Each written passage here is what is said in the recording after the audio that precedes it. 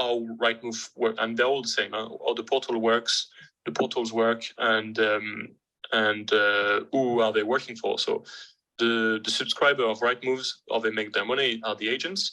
They pay £2,500 a month, to list properties on Rightmove, if they do sales and lettings. And 3-4 days before they are billed the $2,500, they get a reminder from Rightmove, hey, congratulations, in the last 28 days, did you know that you had, 12,260, unique visitors, and they spend an average of 26 minutes, on your properties.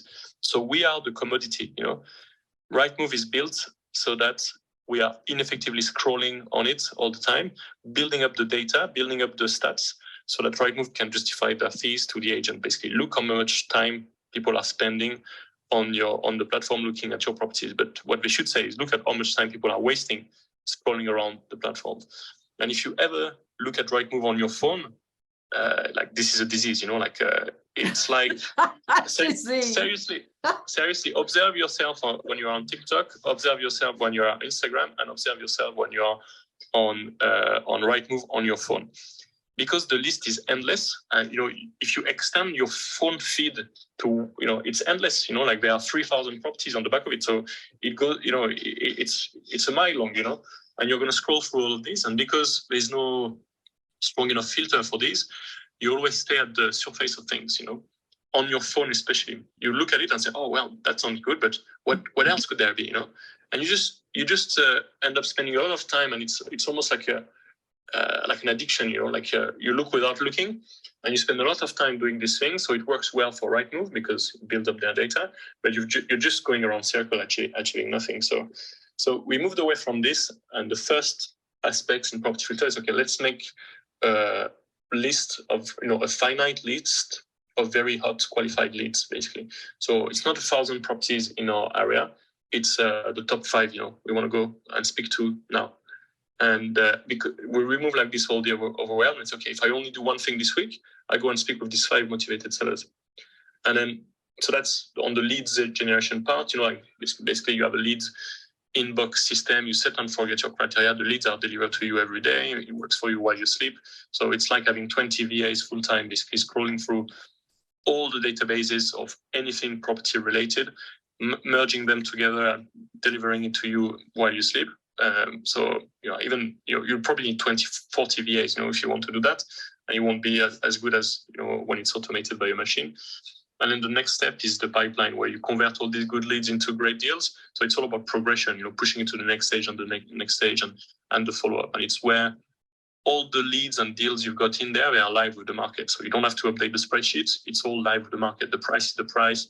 The asking price is the price. The status, has it fallen through and came back on the market 3 days ago, today, 12 days ago? Has it been reduced by 12%, by 15%, or whatever it is?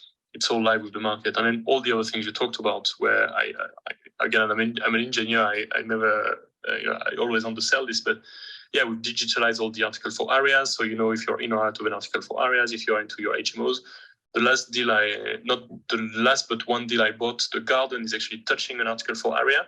And I've got myself, an HMO valued at 600,000, because it's just right outside the article for area.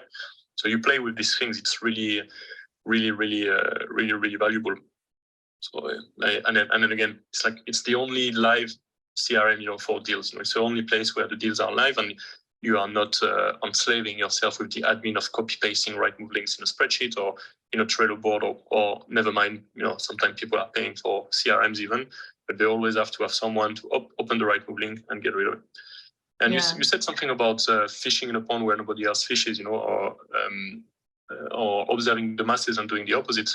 And when your competition is clicking on the Rightmove link and it's dead, right now your competition has got a Trello board or a spreadsheet with lots of Rightmove links, and they will click on one link and then the property is gone. And sometimes the property is gone because it's sold, and sometimes it's just withdrawn. So in either case, you will see it on Property Filter, and then it's no longer on Rightmove, it's gone, but you will still see it on Property Filter, and it will show you that it's been withdrawn. It moved from being available to being withdrawn. You speak with the agent, and they'll tell you, oh yeah, well, they don't want to sell anymore. Okay, that's interesting. They don't want to sell anymore with you because you and the mass market couldn't solve this person's problem.